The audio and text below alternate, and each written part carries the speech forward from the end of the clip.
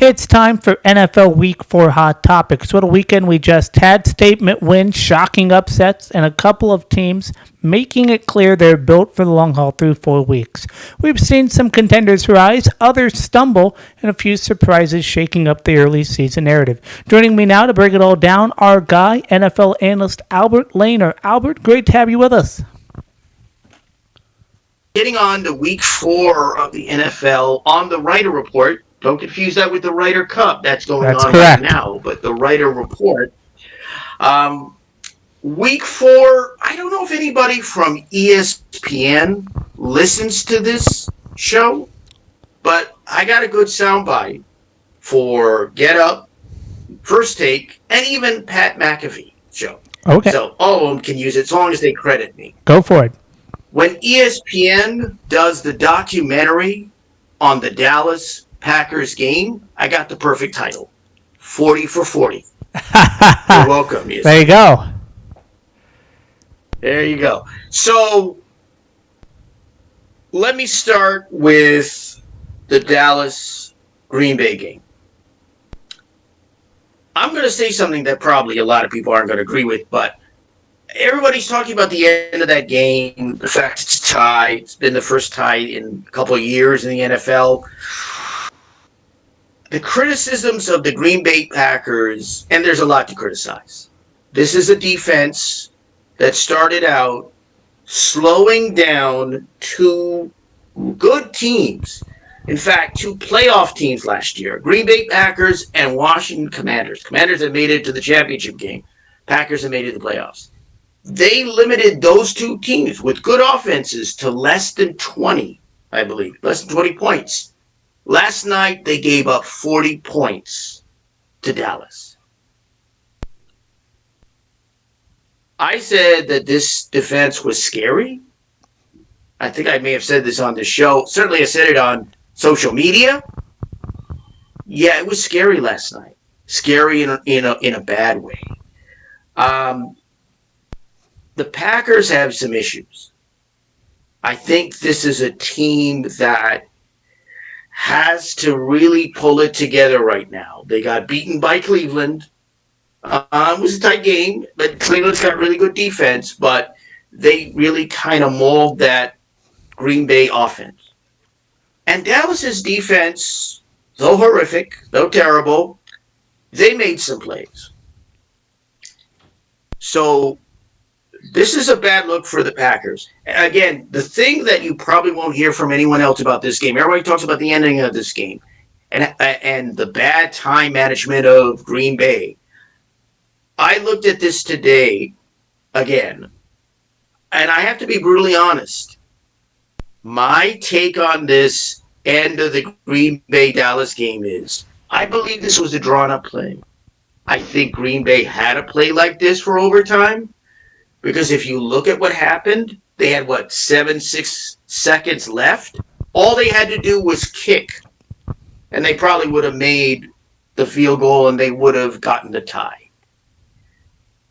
But they wanted to drain the clock. And they wanted to make sure Dallas wouldn't ever get the ball back. I think that's part of it. Or whatever team they were facing would. So if you look at the moves, they did a running play, and then they did a pass play. And the pass play threw the ball out. The ball's thrown completely out of the end zone. That stops the clock. 1 second left. I don't think it was bad time management. I think that was deliberate time management. I'm not saying it was skillful or great, but I think this was deliberate. I tend to believe this was a play drawn up, I don't know when.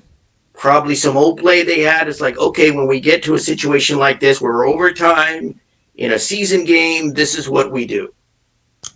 And that's what they did. Because if you look at it logically, there's no reason for the Packers to go and try a pass play for 6 with 7 to 6 seconds left. Because that's going to take time out. That had to be deliberately done. I believe this was drawn up. I believe the Packers knew what they were doing. They may not have wanted to get a tie, but I think that they did this deliberately and ended up with a tie. So you're I saying think it's a drawn up play. they didn't play to win. They played to tie.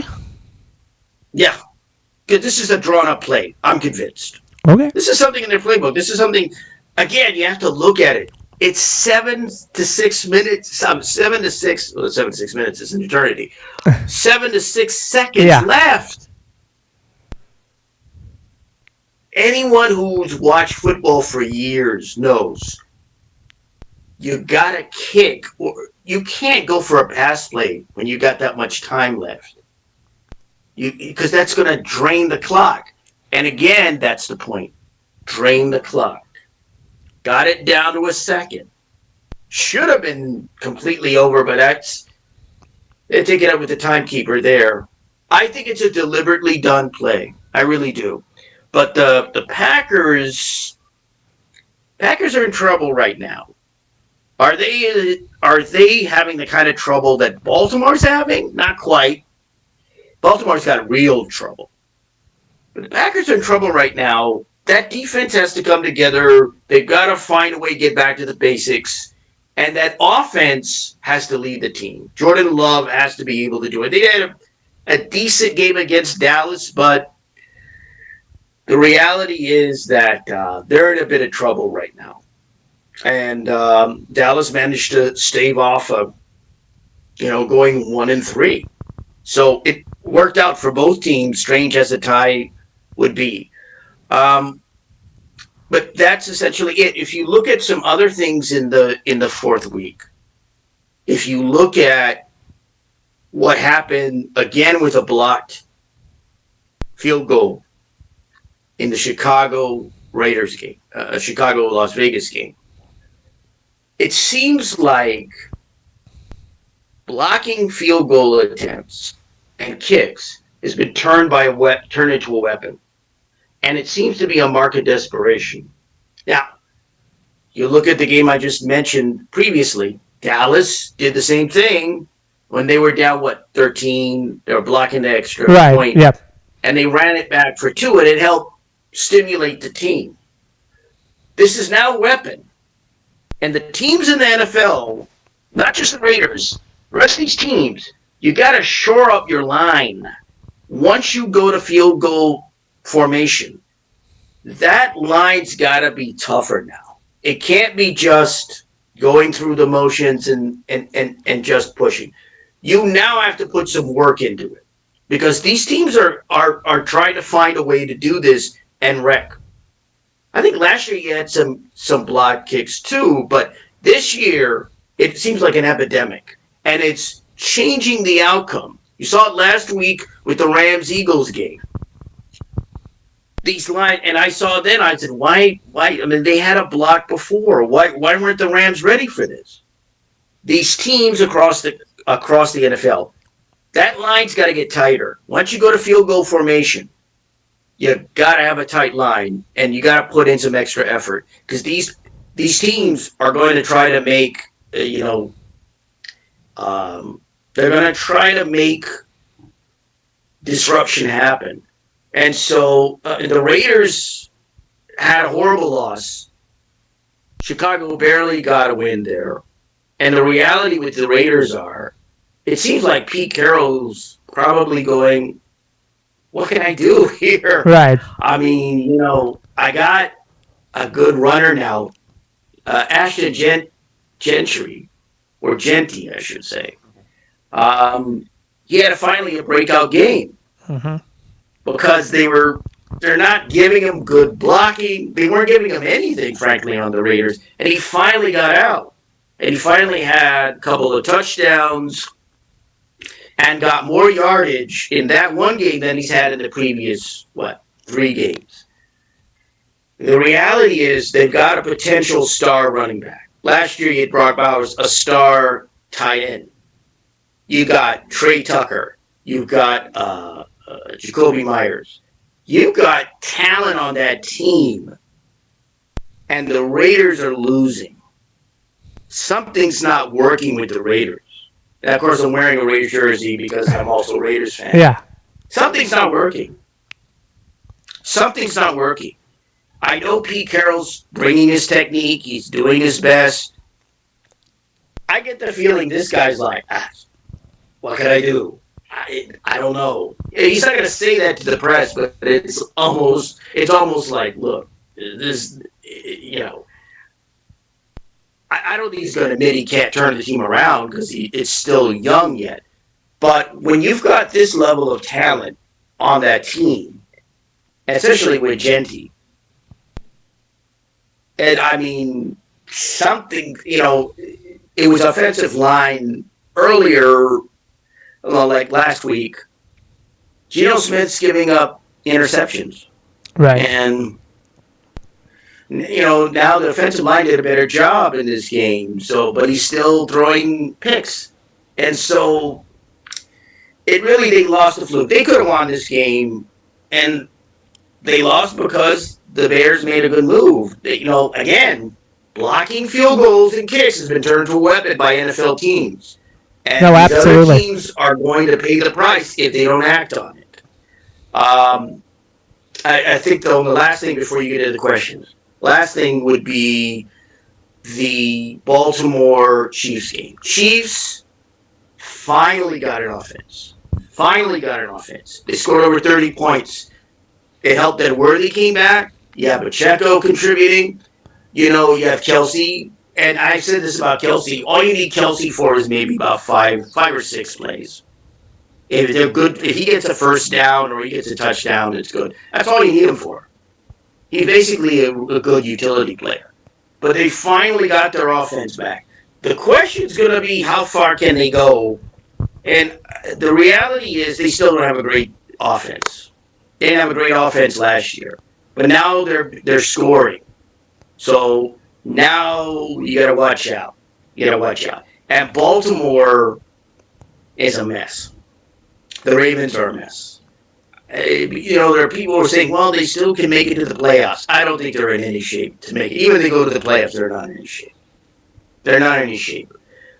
It was really from the Bills game onward that I saw there are issues here. And this team just can't go all the way in the playoffs. And they don't have it this year. They just don't. They got beat up by the Lions. That offensive line got wrecked by the Lions defense, 7 sacks. And they got outbeat by the Chiefs. Chiefs came back. They got their offensive mojo back. So, yeah, it's an interesting week 4. And the last thing I'll say is there's what I call playoff game, meaning a great game, something that could be like a playoff game, every single week this season. So it's been an interesting season because you have a really good game, one really good game every week. No, absolutely. So far, in terms of games, it's been good for the NFL. It really has. Okay. I want to throw you a curveball question, and I apologize ahead of time, but it's about a topic I think you're familiar with. Jerry Jones yesterday went on Football Night in America, and he basically said that Micah Parsons, doesn't fit on a championship defense. Do you agree with that statement? Ask Micah Parsons if the Packers make it to the Super Bowl. Okay. There you go. We will. Ask him that if they make it to the Super Bowl. Bring that up. You or some other reporter should bring that up to Micah Parsons if they make it to the Super Bowl. The way they are now with the Packers, I don't think that's going to happen. But you never know. They could change direction.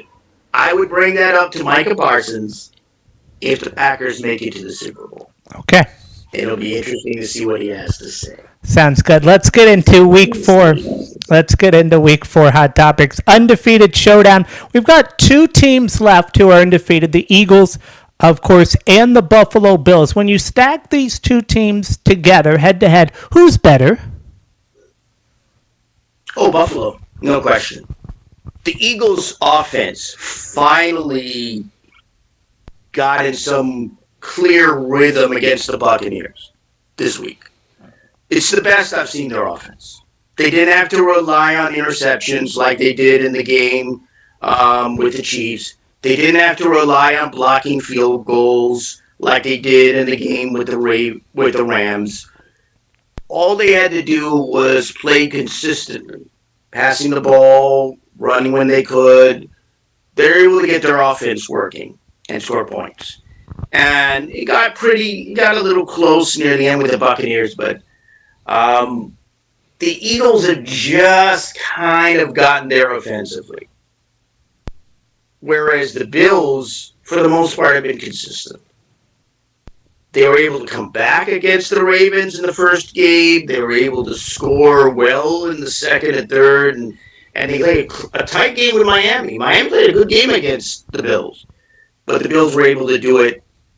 They've shown they're pretty consistent. They're able to score. They're able to put up at least maybe 3 touchdowns on the board.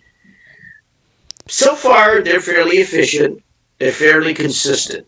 There's no question the Bills are better than the Eagles. The question is, when are the Bills going to get to the Super Bowl and win a Super Bowl like the Eagles have? Right. That's ultimately the question with the Bills. That's a good question. And with Kansas City kind of, I wouldn't say stumbling, but kind of trying to figure out who they are. Buffalo's sitting there going, "Hey, maybe this is it. Maybe we can do this." As the teams that they have struggled against, Ravens, Chiefs, and others are sitting back and way behind the Bills. Wouldn't you agree? Yeah, somebody has to find a way. If the Chiefs make it to the playoffs again, they've got to be able to do what the Bengals did and beat them. They got to do it. I'm going to say something people won't like. I think the AFC is poorer because the Chiefs have gone to the Super Bowl. I think that the Chiefs are a bad look for the AFC. They're not a great dynasty.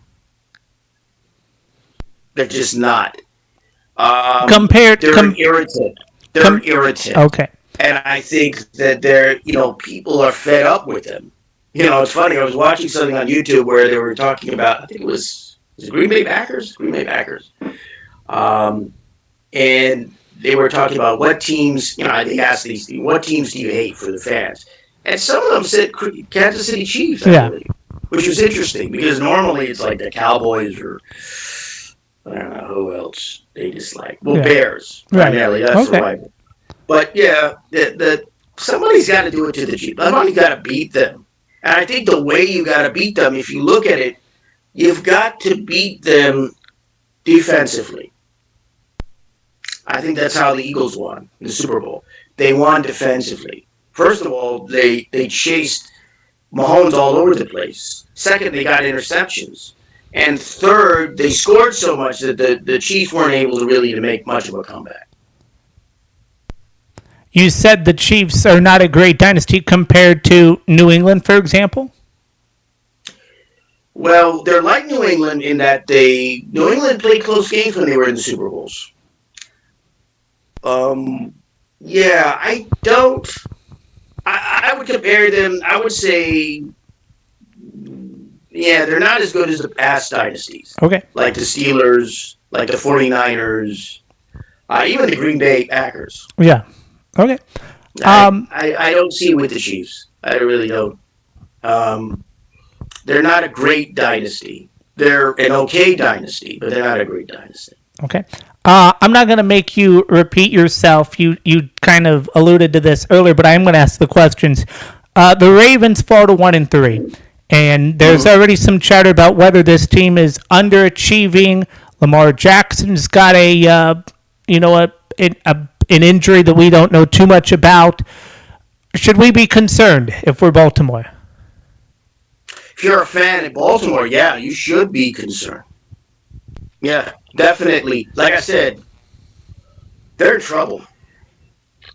Their defense is racking up injuries. And what you saw with Detroit last year is the reason they really didn't advance to the Super Bowl last year is they had a lot of injuries on defense, including Aiden Hutchinson, who was on his way to probably a record-setting pace. He was going to have a great year last year, and he got injured.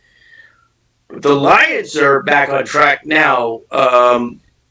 the Ravens, those defensive injuries are going to matter because you're in a conference where you've got Patrick Mahomes, who's a skilled quarterback. You've got Justin Herbert, who's another skilled quarterback. You've got Aaron Rodgers at Pittsburgh, another skilled quarterback. It's not that the NFC doesn't have skilled quarterbacks, but you've got a lot of experienced quarterbacks, some with Super Bowl experience, and you can't afford to have a decimated defense, and that's what apparently the Ravens have. And if Lamar Jackson is out, that's a big blow. That's a big blow. I'd say they should worry. Okay. So this isn't something that can be fixed, or if so, how do you fix it? The only way that I could see them doing it, I mean, they're going to have, I guess, Cooper Rush maybe filling in. They're going to have to find a way with that defense. I think the defense, whomever you got left, those people, that defense is going to have to make plays. They're going to have to find a way to pass rush more effectively, get some sacks, get maybe some turnovers, slow down offenses. That's the best I think that can be done. Score enough points, but I think maybe rely on the run. Hope Derrick Henry doesn't cough the ball up. Right. You may have to go with a run-heavier offense. And that's what I see. You have to rely on that defense, even though they're having all these injuries. You have to find a way to rely on defense. Get that defense somehow, get a decent pass rush. Okay. Final question, Rookie of the Year conversation. Let's talk about the rookie, Jackson Dart. He had a phenomenal game yesterday against the Giants. Is he your front runner for Offensive Rookie of the Year? Not at this point, because there's only one game. You need to put Dart through, I would say, when you start thinking about discussing someone like that as an Offensive Rookie of the Year, he needs to play at least 5 games and see what happens through 5 games, maybe 6. 6 is probably better.